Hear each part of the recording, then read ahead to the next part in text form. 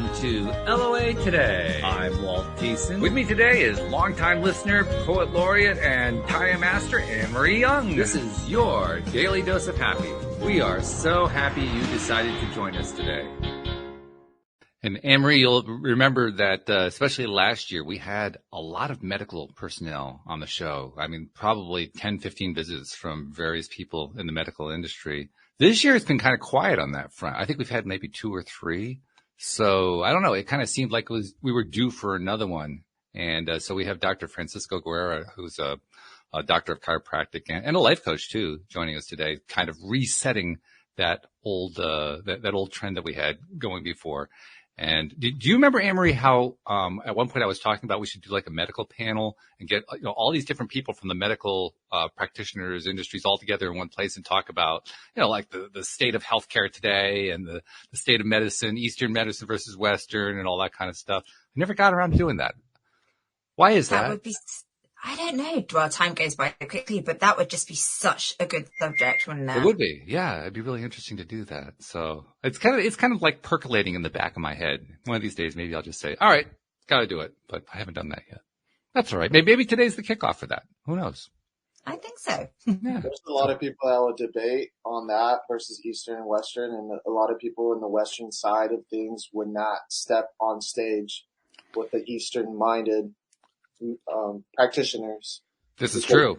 With the debates, they just know they won't be able to handle it with the truth coming out. And yeah, it's a challenge. That's what makes it so interesting. And actually, to be honest, I mean, people who come onto this program are already people who have, to one degree or another, kind of taken at least a toe step outside of mainstream medicine. So usually that crew is not somebody who's going to shy away from that kind of discussion. But you're right.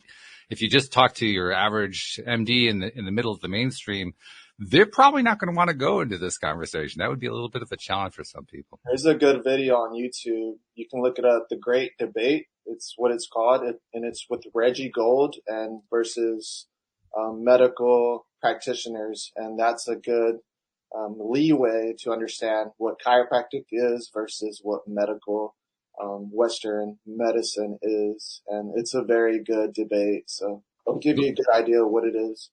Well, that's actually a good starting point for our conversation then. So first of all, let's find out a little bit more about you, Francisco. First of all, how did you become a chiropractor? What led up to that? And then kind of cue us in your viewpoint of, all right, what are the differences between typical mainstream medicine and chiropractic?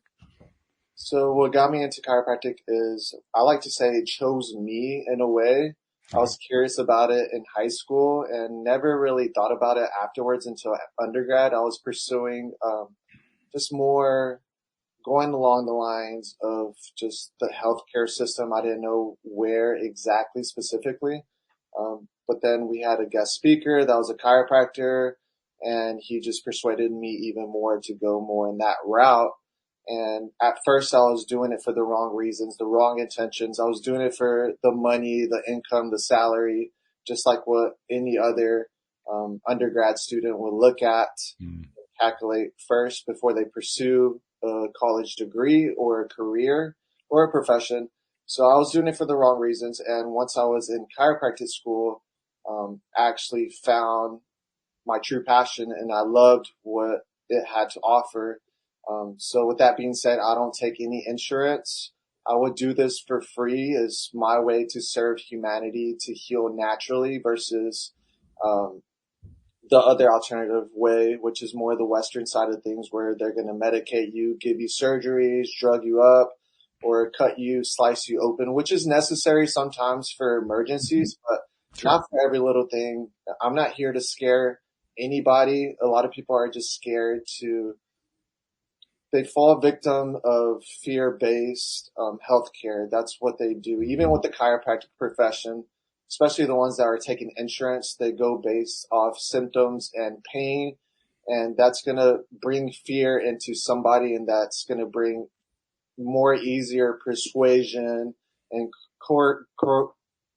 I can't think of the term, but it's going to be easier to persuade people into their treatments, which I'm not treating anybody.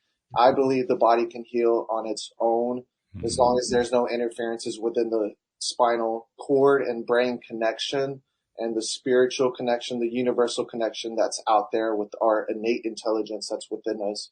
As long as there's no interferences, then our bodies are infinite. It's infinite. There's infinite ways to heal and be at a higher potential in life. When you mentioned spiritual, one of the first thoughts that came to my mind was another chiropractor, Dr. Joe Dispenza. Are you familiar with his work? Yes, I actually got a couple of his books, but I haven't really studied him too much. I've listened to a couple of his audios, but yeah, he's a great dude. He used to be a chiropractor, but now he's doing all. Yeah. Oh, yeah. He's not really doing the chiropractic anymore, but that's how he got into all this. And the way he got into chiropractic was he got hurt. He was in an Ironman race and got sideswiped, I believe, and was told he wouldn't walk again and so forth. And then basically ended up healing himself, and that got him onto the chiropractic path. So yeah, people come into it from a variety of different angles. Yep. It's through the power of belief.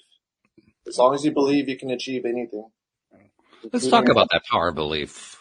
Why do you think that power of belief is so powerful? I mean, this is a topic we talk about from a lot of different angles here on the program, but from your perspective, in your career path, conversations you've had with others, your own experiences in your own life, why do you think belief is so important? It's super important because I don't think they really teach us that in public and society here, especially in the United States. They program us to think a certain way, very limiting way, especially if you go through the public school system like I was. They kind of program you into believing a certain political system, a certain way of life, different classes. There's certain beliefs with race, ethnicity, the classes, depending on your income level as well. So it's in a way just like the Matrix, and sometimes we get stuck, especially in a vulnerable stage at a young age where we just get that programming in us. And sometimes we need to unlearn that to believe in a better version of ourselves, that we can achieve anything, we can heal from anything, become anything that we want, and attain anything we want in life. So sometimes we just got to deprogram ourselves, which is super important. We got to unlearn what we were taught in the past with our parents, with the school system, and let go of those limiting beliefs that we've developed over time. So, and we're not talking about a small challenge either. I mean, when you're talking about doing that deprogramming or reprogramming, depending upon how you want to look at it, it can be pretty major because that stuff's kind of built into our nervous systems. It's like it's deeply ingrained into our neurology. It's not something that, I'm just going to click my fingers and I'm going to change my whole belief system. It doesn't quite work that way. Yeah, it takes a lot of time, a lot of work. It's not as easy as it sounds.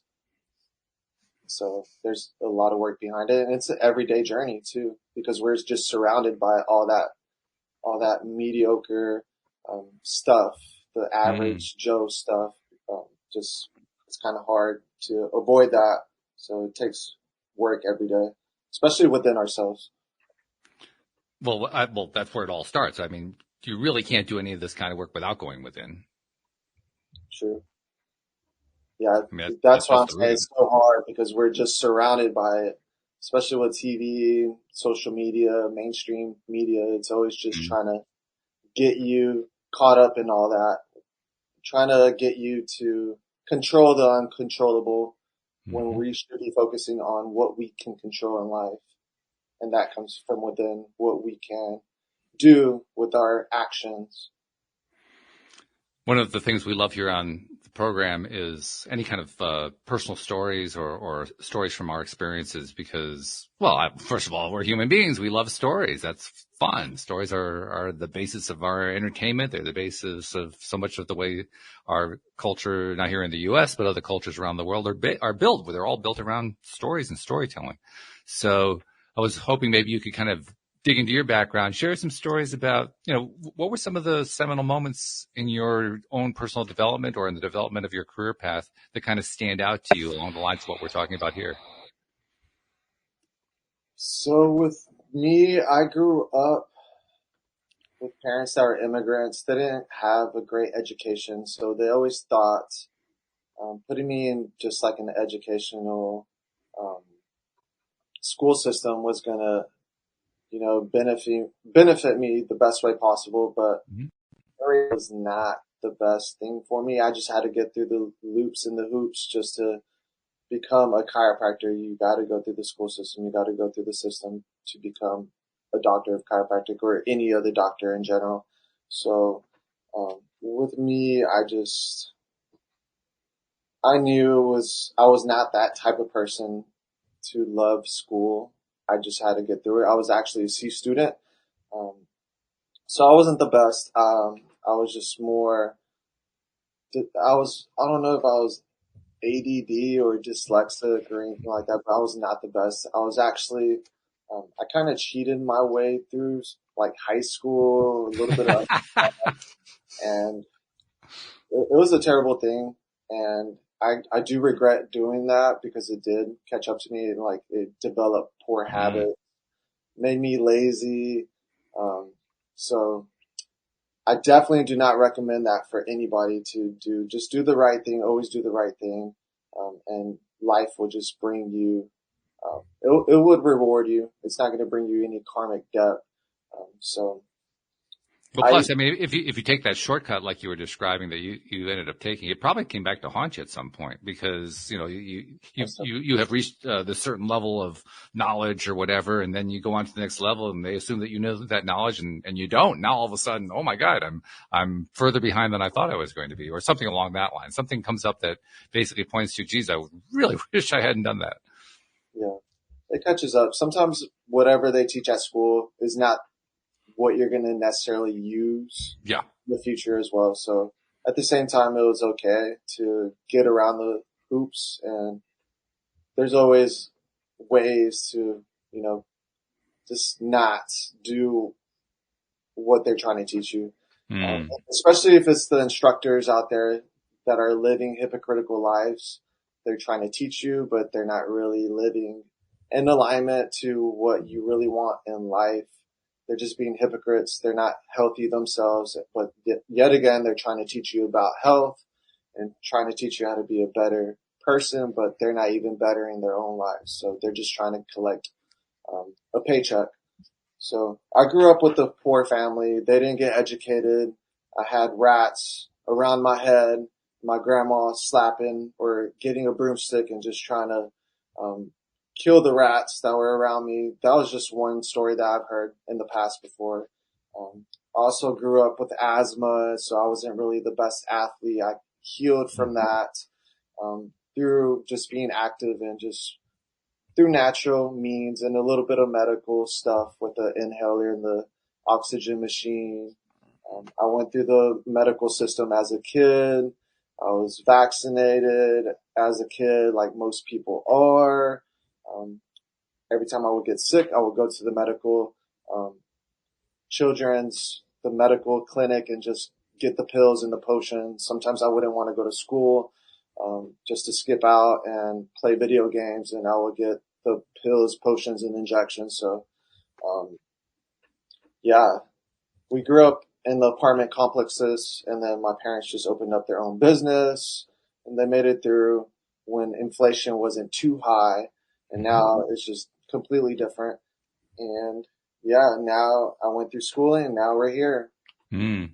Yeah, and then it's been, especially the last 20 years, have been fairly much of a roller coaster, one that I experienced personally, and I know many other people have as well. So I get what you're talking about there. Um, I'm also curious to know about the fact that you just said you had experienced asthma and you managed to heal that. Talk about that. How did you manage to heal asthma? Because there are people who've had asthma all their lives and they're saying, well, I never was able to heal it. What did he do that I couldn't do?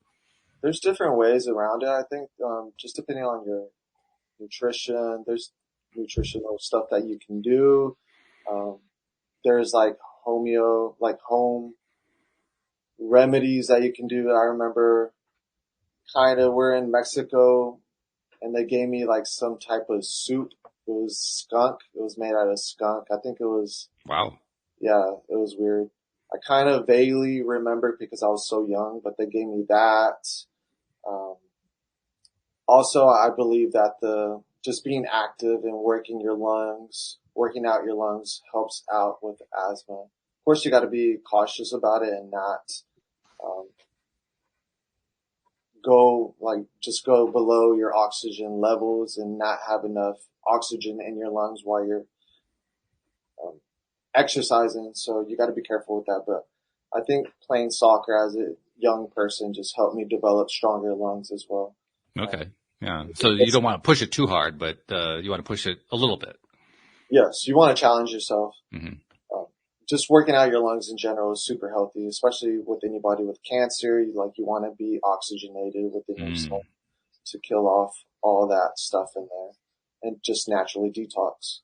And chiropractic as well can help with asthma because there's nerves that are connected to your lungs. Your spinal cord and your brain is your master control system, so you want that connected the best way possible. Because there is nerves connected to your heart, to your lungs, all your organs, your cells are connected and being branched off through that spinal cord brain connection coming from your nerves. So you want to make sure everything is functioning properly. Not the cancer or asthma or anything like that, but I've been dealing with my own stuff in the last 6 months or so. I have a situation with my right Achilles that has basically been in a deterioration that has occurred over time. I didn't have a particular injury or something like that, but I'm very, very tall. So posture issues have been involved and just different ways that the body tends to compensate. I've been learning a lot from my physical therapist, and she's a doctor of physical therapy. And my goodness, the different ways that just those aspects of the body are connected together are almost mind numbing. So as you're talking about how, the nervous system is connected into the lungs and all that kind of thing. It's like, yeah, well, okay, I get it. I mean, it's all interconnected, Yes. which is kind of interesting because we tend to think of them all as different systems, don't we? We go, well, like there's the circulatory system and there's the endocrine system and there's this and that. And they all tie together. It's almost like you can hardly even tell where one begins and the other ends. We have these, almost arbitrary ways of describing that they're different, but they're really all very much part of the same thing. Yeah. We're connected to the universe. We're connected to the innate intelligence. We're connected to each other. The law of proximity is true.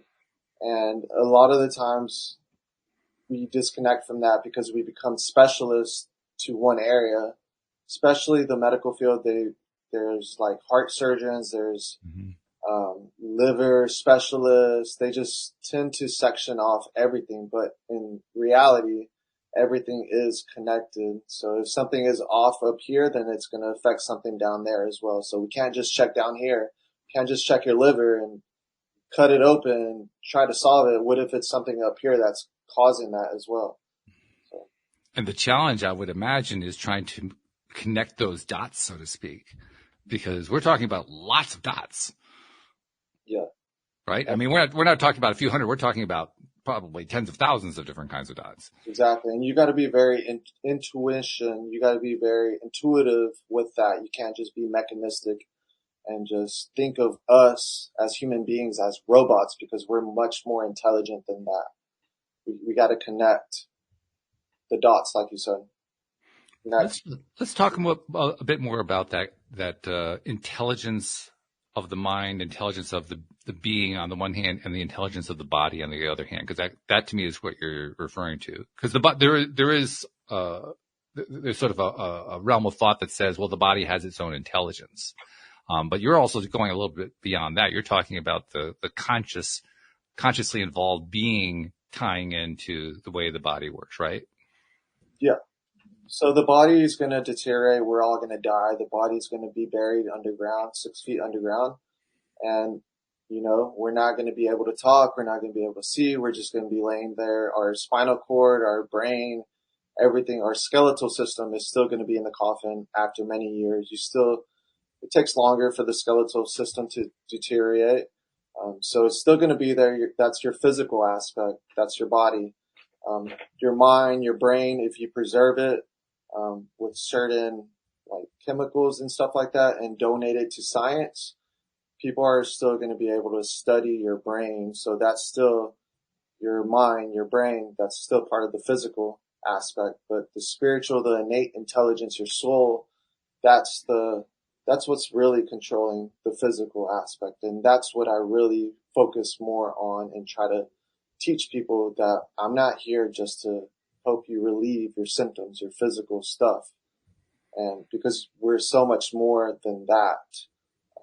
And not all of us know where we're going to go afterwards, after we die, in this short temporary time that we have here on earth. I don't know if anybody knows really. So that's the intelligence that I'm referring to, the innate intelligence within us, with the universal intelligence around us that created us, the universe, the stuff that the scientists can't really truly explain, because the true elite scientists or elite medical people out there, they don't know all the answers to. So there's much more intelligence out there. And that's the beautiful thing about this life, that we get to continually learn every day. Every day is an opportunity to learn, because we don't know everything. We're imperfection beings trying to find our purpose in life. So That's true. In chiropractic school, do they actually get into a spiritual side like that? I wasn't aware that they really did that. That's why I'm asking. No, I had to learn outside from chiropractic school. So I found some good mentors and learning from other people outside of that are not chiropractors either. Mm-hmm. But I did learn from a handful of amazing chiropractors, because at the end of the day, those teachers at the schools, most of them are not living in alignment. They're there to collect a paycheck because they were not successful in their own way. So that's where everybody has to realize that everybody that is trying to teach you something, you got to be careful and just take it with a grain of salt and ask yourself, do I really want to live the way they're living? And not a lot of us think about that in those terms whenever we're in that type of environment, or whenever we're listening to somebody or reading a book. We gotta just first and think, do I really want to know more about this person if they're not in alignment? Or if I don't want to be that type of person? That's an interesting point, because I'll take it within the field of mainstream medicine. How many of us will go to a mainstream doctor and kind of give the doctor a once over and say, okay, how do I feel about this person's apparent state of health? Does this person seem like they're qualified from that point of view to help me? We don't ever think about it that way. We just wonder, well, what was their degree in? Did they have a specialty? What do they study in their specialty? But you're making a really valid point. If you really do believe in whatever it is that you're practicing, whatever medical practice it is, theoretically it should be working for you too. We kind of skip that. Yeah. So with the people that are out there, let's say for an example, my brother-in-law is going through cancer right now, and they told him he only had a short amount of time last year that he would have to go to hospice. They said they gave him a couple months, but now it's been, I know y'all hear about these stories where they just give them a short period of time. Oh, sure. Live. They end up living longer, years later, because they didn't give hope. They believed, and they changed their habits. And, right. And these doctors that are telling these people you're only going to live this certain amount, like, that's kind of wrong. They're playing God. So that's why we got to be careful who we listen to, because that's kind of bringing negativity into the person's mind, which is not going to help them out in the long run. And maybe they're trying to do a scare tactic into putting them in a certain treatment, because at the end of the day, those doctors have to get paid. They have to get compensated. So, you got to be careful with the doctors out there as well that are trying to give you medical advice or any type of advice about your health, especially if they're not healthy themselves. If they got a big stomach, or if it's a man with man breasts, which is not normal, you got to be careful listening to those types of people, because that's not healthy at all. Obesity is not healthy. That's actually a disease. So you can look at somebody's teeth, somebody's eyes, somebody's skin, and you can easily tell if they're healthy or not. I know it's kind of judgmental, but it's obvious. And to what degree should well, should is not the word I want to use here. Let me try to rephrase that. To what degree would you recommend that we not only pay attention to it, but act upon what we see and what we conclude from just a visual scan of the physician who's trying to help us? To a high degree, because they're going to try to persuade you into doing something most of the time. Usually they just want to prescribe you or give you surgery, some extreme stuff. So hold it to a high degree, but also love on them as well. I'm not trying to tell you to judge them and be harsh. Just see it from your own perspective and their perspective. And just, again, with the intuition, follow your heart, follow your gut, your intuition into making the next decision. Don't let them make the decision for you, because you know your body more than anybody else. So you want to make the decision within your own heart before you take a massive step into. I love that. Yeah. I love what you're saying there. Because, if Anne-Marie's been having, listeners don't know this, but Anne-Marie's been kind of kicked in and out here. She's been trying to maintain internet connectivity, and the internet gods are saying, well, maybe not today. So at the moment, she's knocked off the platform. But if she was here right now, I'd be asking her about what you just said. That trusting in yourself, that learning to trust in yourself, that's a pretty big deal. It's something that we talk about a lot here on the program. Obviously, we're dealing with a lot of different topics, but they all kind of circle around the idea of different perspectives, different ways of thinking about things, different ways of believing about things, and how important those thought and belief processes are. But they certainly apply as much to medicine as they do to anything else. They certainly apply to health as much as anything else. And, I think we have a fairly high level of appreciation of that. But even so, it's still not easy.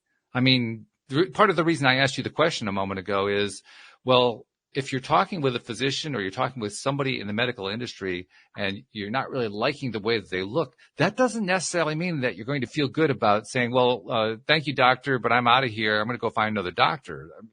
It's one thing to say, I am not liking what I'm seeing, or at least to say it to oneself, but to actually take the action, that can be tough. Because like you were saying earlier, we are programmed, we are trained to believe in the system the way it's put together. And, you don't fight the authorities, and the doctor is an authority. That's the way people think about it. Yeah, so the doctors, some of them have a sense of entitlement, and just because they have a title, such as doctor, they want to, they have that sense of controlling people, and they have that sense of authority, and people actually fall for that. They think that they're lower than them because they don't have that title, but that's not necessarily true. You can be better than them, actually. Just because you have a title doesn't mean anything. Mm-hmm. You're successful in your own way. You don't even have to go to school to be successful, to be rich, to be successful in your own way, whatever that is. That's true. You don't have to be a doctor. There's plenty of doctors out there that are unhealthy themselves, including chiropractors, including the natural doctors out there, not just medical doctors. So just be more aware of that and mindful that you are powerful yourself, anybody. So just be aware. It's not just the medical field, anybody, the lawyers, business people, real estate agents.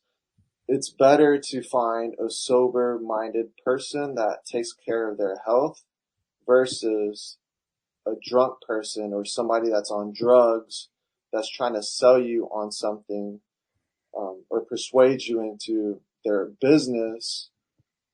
It's better to find that sober-minded person that actually cares for their lives, that doesn't neglect their lives. And it's not really hard to tell. You can tell by just simply looking at them, talking to them. Mm-hmm. Again, you don't want to make those judgments.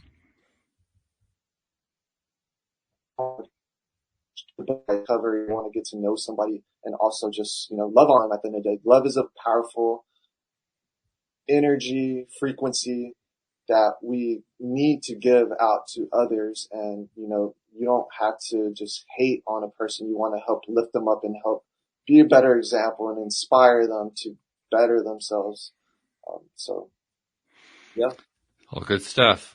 Let's presume for the sake of discussion now that there's somebody listening, and there are probably quite a few who fit into this category, and they're dealing with some kind of a medical issue.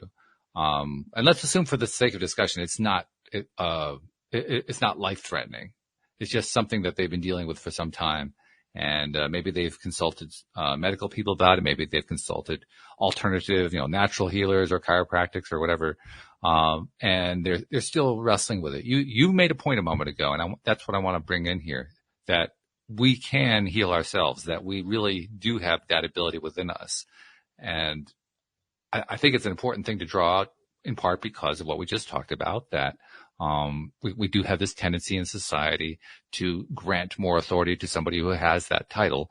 But for somebody who's willing to kind of take the bull by the horns and say, okay, I'm going to take steps to improve my own situation with my own health issue, whatever it is, how do you recommend they actually go about doing that? I mean, what can somebody practically do when they're dealing with condition X, whatever condition X might be? Just be open-minded. You can't be closed-minded. You got to try everything you can. There's a lot of tools in the toolbox. Even if you tried chiropractic or the medicine field or any other natural thing or remedy, just be open-minded into just simply by changing your habits. Or have you really even tried everything? Have you tried to solve, for example, what's your blood type? Are you eating the proper nutrition? Are you training well? Are you actually doing what you need to do to fulfill your purpose in life? A lot of people are not satisfied, or they end up sick or depressed or have anxiety because they're not aligned to their purpose, their mission in life, their journey in life.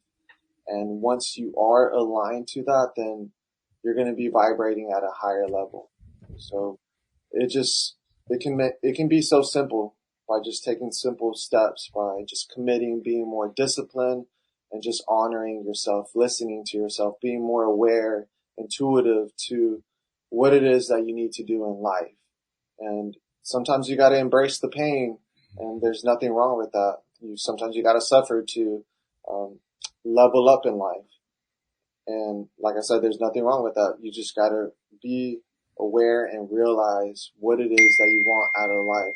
A lot of people just give up hope, and they just self-sabotage. They don't want to feel or be present in their current reality, and they just destroy themselves, not even knowing.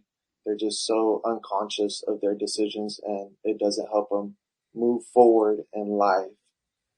So the thing is, you just got to be aware of what is really going on. Sometimes you got to try out different things in the toolbox, like I said, and just heal from within, and then help others heal as well, because that's the best way to heal as well. You got to help others. You got to serve others, try to feel and fulfill a bigger purpose in your life, and that's helping other people as well. You also mentioned blood type a moment ago. Why did you mention that? What's important about that in this process? That ties in with nutrition. So depending on blood type A, if you're blood type B or O, there's like a chart out there where you can just like base off what foods you can eat and what foods you should be avoiding. Like I'm blood type B, and apparently I'm supposed to be avoiding chicken, certain fruits and vegetables. So that's part of the factor of like what we should be eating as far as our nutrition goes, and what we should avoid to avoid inflammation in our bodies. Is this based on actual science? I mean, I haven't heard of this. That's why I'm asking. I believe so. I got recommended by another doctor, so I gotta look more into that. So I'm just barely tipping my toes in the water with this. I'm not fully, committed yet because I still eat chicken. I love chicken. So I try to eat organic as possible, but chicken is good to me still. Like peanut butter, for instance, I'm supposed to be avoiding peanuts. Apparently that causes cancer too. The peanuts are moldy, and so it's interesting stuff it's out there. So yeah, that's something that I gotta look more into. But apparently, your blood type affects what we should be eating and what we should be avoiding. All right. Have to kind of table that for a bit and make a note and come back to visit that at some point, because that was the first I'd heard of blood type influencing, or the idea that blood type should influence what you eat. Interesting. I'll just make a note, a little check mark on that. Come back to that one later. You also mentioned the idea of certain foods that we want to stay away from, that in your particular case that you should stay away from because of the blood type issue. And you mentioned, I think it was peanut butter having possibly a cancer connection and so forth. We hear that kind of thing a lot, all kinds of stuff. I mean, it seems like half of the things in the universe cause cancer, which kind of ties into what we talked about earlier. The fear factor doesn't come from just visiting your doctor. I mean, there's an entire establishment, including the insurance field, the pharmaceuticals, the FDA and so forth. There's this whole range of people that are absolutely committed to scaring the crap out of us about all the different things that could cause cancer. As if that were the only disease that could actually cause you harm. But nevertheless, that's the one that gets all the big attention. I'll tell you honestly, one of the things that I have thought about over the years quite frequently is, I wonder how much I should be ignoring what they're saying. Because, I mean, it's programming me. All the time that they're saying that stuff, they're programming me. And I'm wondering if the programming is maybe actually causing more harm than the actual substances themselves. It definitely is. It's a constant program. It's just out there. It's hard to avoid. It's always on the mainstream media. So, you got to take everything with a grain of salt, especially in the mainstream media. It just seems to be fear factor everywhere. And they say that a lot of the things causes cancers, but even with that, like, you got to take everything with a grain of salt. Like, how much chemicals are they spraying in our foods? Like, is it a large amount of dose, or is it just a small amount of dosage of all these? And how much is too much? Exactly. Because you can drink water, you can drink a lot of water, and you can die from drinking too much water, which would be a large amount. And water is good for us too, so. Right. Yeah. Even in the air, sometimes they say whatever is in the air, they're spraying stuff, chemtrails, that's not good for us to inhale. They're finding all this metals in the testing waters, like they just put waters outside and they test the waters and they find all these chemicals. Eventually that accumulates, and that's the oxygen that we're breathing. So, the best thing we can do is just better ourselves and just detox ourselves and just be as healthy as possible, no matter what it is, and not live in that constant fear state, and just live the best way we can in the present moment and not be caught up in the fear tactics and, try to do the opposite of what society is trying to teach us or program us, and see the beauty of things in life versus the scary things is very helpful. Just being in that positive frequency field versus the negative frequency, just seeing the beauty of life. Yeah, I agree with you. In fact, I make it my own practice to kind of look at where am I finding myself being scared the most, or where am I finding myself being programmed the most? And then regardless of whether or not there may actually be something there, I try to find a way to reprogram it. So you mentioned water, for instance. I've had a couple of people, one particular person I'm thinking of on the program, who advocated the idea of using hydrogen to heal the body that apparently has a number of valuable properties that aren't generally recognized by mainstream medicine. And in the course of that conversation, I got introduced to the idea of distilling water and then remineralizing the water with sea minerals and so forth. I started doing that. Now, I don't know exactly how much I'm actually protecting myself. I mean, how much actual trace mineral or how much trace metal or whatever is in the water that I'm now avoiding because I'm distilling it. But I feel better for it. And when I say feel better, I don't mean necessarily that physically I feel stronger or healthier or whatever. I just feel better personally. I feel better energetically. My spirit feels better because I'm doing that. So I don't know if there's an actual connection between the physical activity of distilling water and then remineralizing it with healthy minerals that actually produces a result in my body as much as what is happening within my brain, because my brain is saying, oh, I'm doing this wonderful thing for myself. I'm actually taking myself into a better place because I'm giving myself healthier water. I don't know which one's more powerful. Yeah. And again, that comes from belief. Like, if you believe something is working, then it's more likely going to work. Even it's kind of like a placebo effect as well. Right. Yeah. So, but water is good to distill. It's good to filter. So they've studied bottles of waters. They've studied the faucet waters, and they find a lot of junk. They find actually birth control, Plan B substances, medical substances, prescription substances in the faucet water. So it's good to filter that water the best way possible. If not, we're going to be ingesting all that stuff, all that junk. And I will say that I've been distilling water now for about, let's see, how long has it been? About 3 or 4 months. The water tastes a lot better. I mean, it just tastes good because, I'm always making it very consistently. I use the same mineral mix and so forth, the same electrolytes. Nice. So it's very consistent, but I don't know, it tastes clean. And there's something very appealing to that. There's something that makes me feel like I'm really doing something good. So I don't know whether that's belief or a physical thing. I'm not sure it really matters a whole lot. But what I do know is this: I'm following what feels good to me. And I think that makes a difference. Yeah. It could be belief, or it could be actual facts. You're just knowing what's right for you. Sometimes you can taste the difference between waters, good waters and versus bad waters. So, and then you can taste it. I mean, I taste a huge difference. It's not small. If I drink some of mine and I just drink some tap water, it's an obvious difference to me. We're talking about like, oh my God, is this even water? Is this the same drink? It's that much of a difference. Yeah. Versus whenever we just neglected and just whenever we're kids, we're just, it's just water. It tastes all the same. Right. Now we can tell the difference, which is a good thing. Our taste buds are working, which is a good thing. Yeah. That's something that I think also we need to trust more. Our senses are really very good at determining this stuff. Mm-hmm. We don't give them enough credit, perhaps, but we really do have the ability to, in a sense, mentally filter in or filter out what's good for us, what's not good for us, just by listening to what our senses are telling us.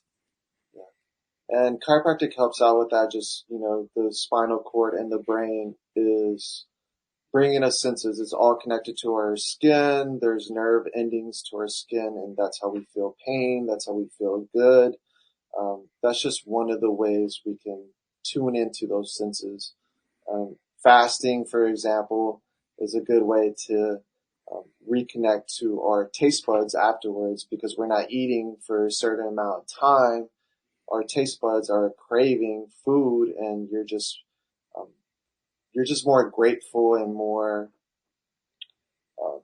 in tune with those senses. So your sensation is very important, and you got to listen to that as well.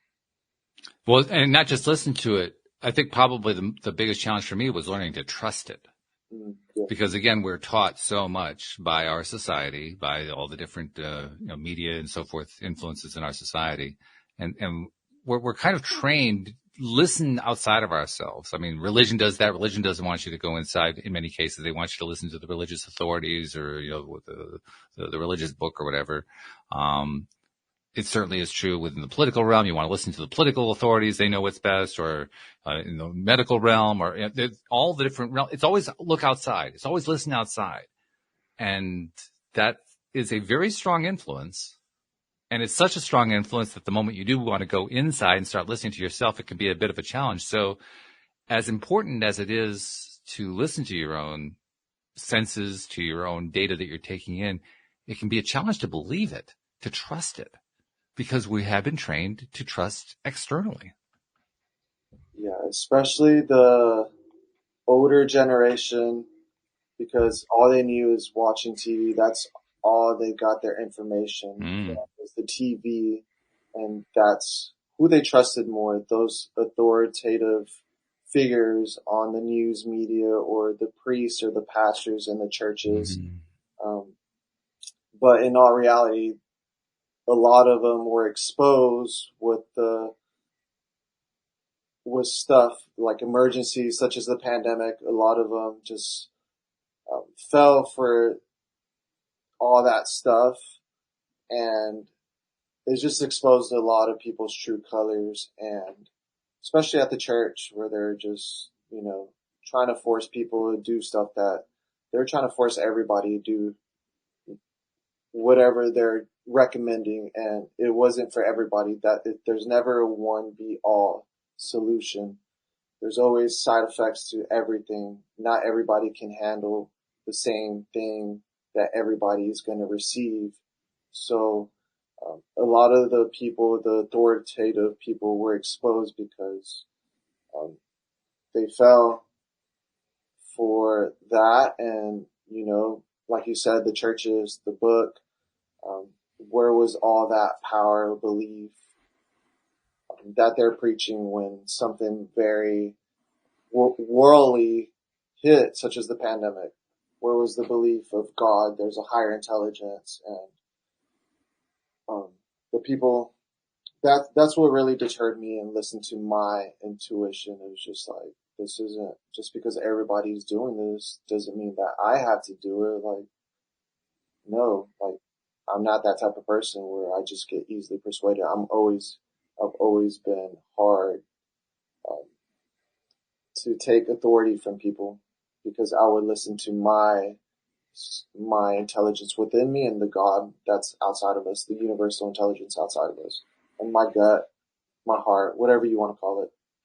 So a lot of that stuff got exposed, and hopefully people just learn how to, better listen to themselves versus people out there that are just weak-minded physically. Like, we need better leaders out there to listen to, and a lot of these people out there in mainstream media, like, we got to recognize the weak leaders versus the strong leaders, and we need stronger leaders out there, especially men. Women are strong. Like, women are born strong. They bear us into existence, and they're stepping up throughout the whole 2020 stuff. But the men, they just seem non-existent, and we need to work on that to just develop better leaders for the future generations as well, and know who to listen to and not to listen to. Maybe I'm drawing an inference here that isn't accurate, but it sounds to me like you're suggesting maybe the younger generations are less influenced by the whole idea of what the authority has to say. Am I reading that correctly? I think they're more influenced. I'm not too sure. I'm a little in between that, but there is evil influences out there and there's good influences out there. So I'm hoping they're following the good influences and people that can actually teach the younger generations how to live a better lifestyle, versus, living a sick lifestyle. There's a lot of, it's all in the media, in the music and stuff like that. So it just depends on the parents, depends on what people are listening to and watching. So hopefully they have a better sense of a good influence. As you were talking about that, I was reminded of something that I have talked about a lot here on the show, which is that there's an obvious trend that happens generation after generation, in that each succeeding generation demonstrates in one way or another that, almost absorbing through their fingertips, so to speak, they know more, they've learned more, they've come into this world more knowledgeable than the previous generation. And it happens every generation. Every generation seems to know more than the previous one. So, I mean, I kind of had that in the back of my mind when I was at, where's that coming from? That was my computer. Yeah, I'm not sure. But anyway, I had that in the back of my mind when I was asking you about, whether or not you were suggesting that perhaps the younger generations are less influenced by authority, because I'm wondering if that's one of the things that perhaps is being learned differently or is being absorbed by generations differently. Maybe the younger generations are kind of moving away from those authority-driven models and so forth. I don't know. I can't say I've actually observed that. But I'm kind of curious to know from your perspective, what have you seen there? I think it could be ego. If they have a large ego, it's going to be harder for them to listen to their parents, for instance. Or it could be coming from their parents. The parents are not respecting themselves, and they're teaching their kids how to not respect the parents because they're not respecting themselves. They're not being the better example. So it starts with the parents and how they shape their kids, the younger generations, and how are they living to that certain example to help those kids or the younger generations respect other people. Something that kind of ties in that I've also remarked on at various times in the past here on the show is that there are alternative viewpoints and alternative experimentations and so forth where education is concerned. I myself actually was involved in founding a school a few years back that was quite revolutionary in that the students were in charge of the school. There were no administrators and teachers, dishing out the rules and all that kind of thing. The kids actually ran the place, and it was quite successful. It was based on a model that has had a number of different successes around the world. But I'm thinking specifically about a series of tests that were conducted initially in India and have since been conducted in countries around the world, in Europe, here in the U.S., number of different places around the world. The original test was, I can't remember what the gentleman's name was. He was an educator from India. He put a computer in a very poor section of one of the larger cities in India at street level. And it was in a neighborhood where no English was spoken. There weren't, I don't think there were even any schools in the area. It was really, really quite poor conditions. And he put this computer in at street level, basically built into a side of a building, like an ATM or something along that line. And he put it at child level so that a child could go up and interact with it. And the computer was connected to the internet. And then he just left it for a year. There were no instructions. There was no, here's how you use it. He didn't even try to translate it into the local native language. He just left it there as an experiment to see what would happen. And came back a year later and found that the kids had discovered it.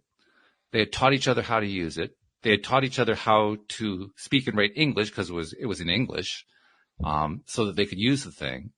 And over time, they had learned so much that they had organized their own schools so that they could teach each other what it was they felt they needed to learn, all without an adult telling them what to do.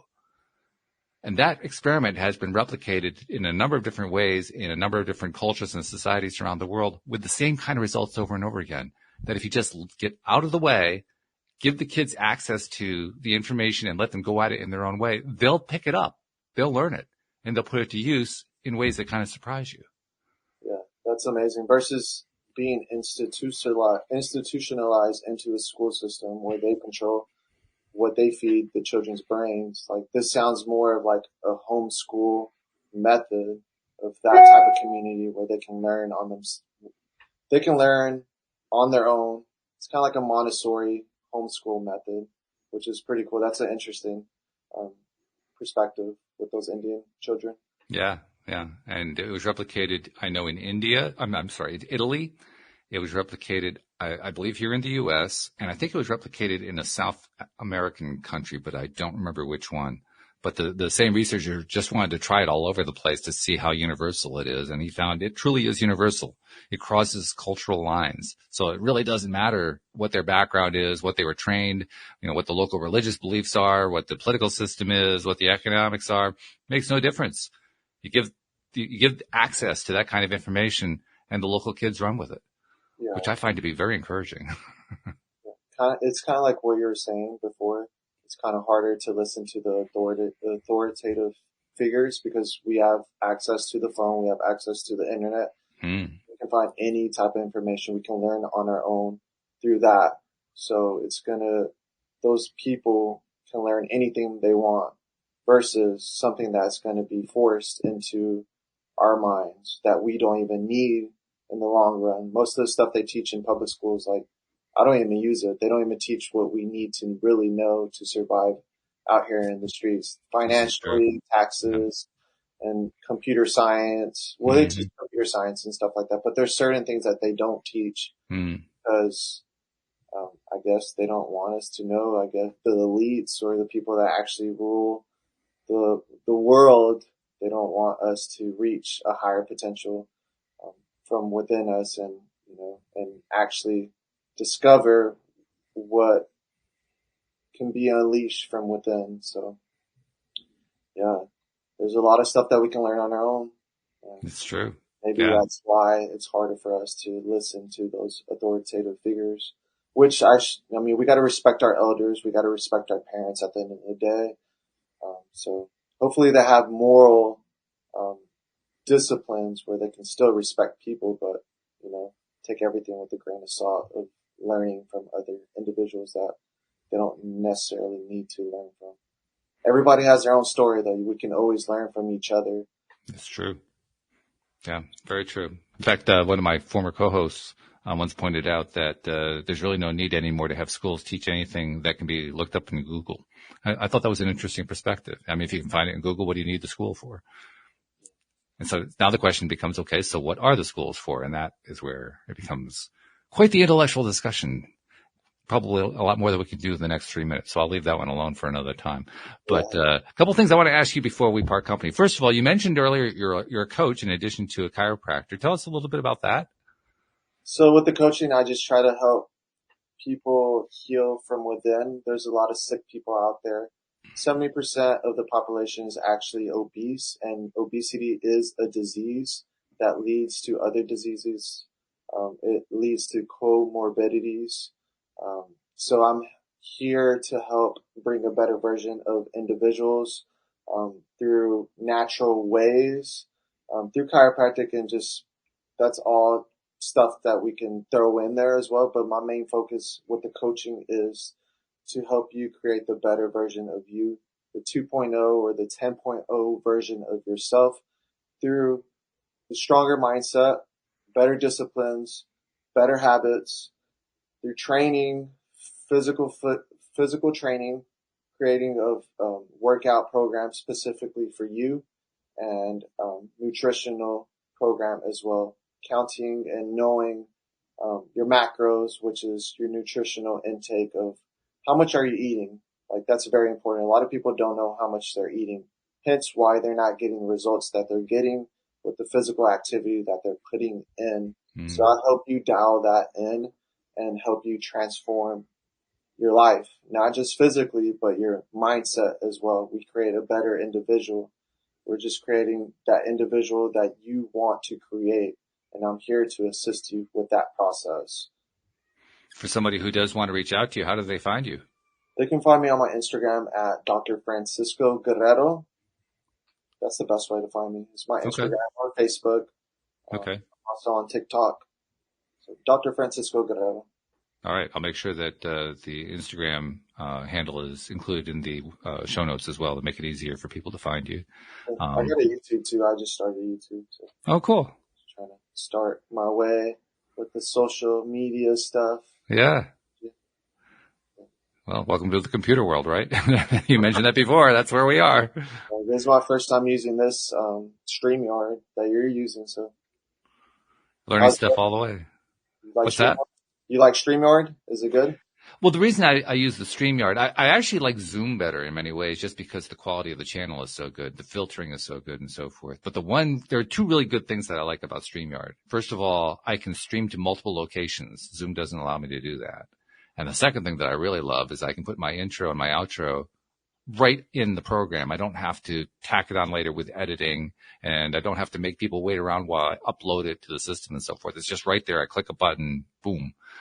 So those are the two reasons why I like StreamYard a lot. But I'll tell you honestly, if Zoom did those two things, I'd be using Zoom because I like everything else about Zoom. It's just that they're missing those two pieces. But anyway, yeah. That's pretty nice. One other thing that I want to bring up with you too, and I like to mention this because I think it's something that gets missed a lot in today's culture, particularly the online culture. And you just mentioned how you're beginning to do more of the social media outreach and so forth. But this gets missed because you are among many people who are creating content. You're sending it out there into the world, into the wild, so to speak. And there are people who receive it and they consume it, and you never necessarily know about them. Sometimes you do. Sometimes they reach out. They want to interact with you as a coach, or they want to pick your brain about something. But most often you never find out about them. And often they're able to help themselves because of it. Yeah. And we kind of skip that part. We don't really notice that part too much. We just figure, well, it's just part of the job. We got to put the content out there. And I said to myself one day, that doesn't make sense. We should be recognizing that. Yeah. So on behalf of those people that you've never met and that you've never seen, that you never will meet, you never will see, you've been giving this content to and helping them out and so forth in ways you didn't know about. I just wanted to thank you for what you're doing, because you're making a difference in the world in ways that you don't even know about. We got to provide some type of value. We can't just be doing this with the wrong intention. You got to want to do what we're doing for free. So you might be compensated later, but you want to bring value into people all the time. That's what you want to consume. You want to consume valuable information so that you can grow and learn constantly. If not, you're going to be wasting your time. So I appreciate your time. I appreciate your value. You're a valuable person. I can tell. We just met, and I can tell that you bring a lot of valuable information to your audience. So it's awesome to be part of the show. I appreciate your time. Thank you for the opportunity, and I hope we can stay in contact as well. I appreciate that as well. So Dr. Francisco Guerrero, thank you so much for joining me and Anne-Marie while she was here. She couldn't stay connected, but for joining both of us here on the show and all the listeners. We really do appreciate it. And of course, we appreciate you guys, all you listeners out there. I don't say it often enough, perhaps, but I try to say it at the end of the show because, hey, without you guys, we wouldn't have a podcast. Thank you so much. We'll see you all next time here on LOA Today. Goodbye, everybody.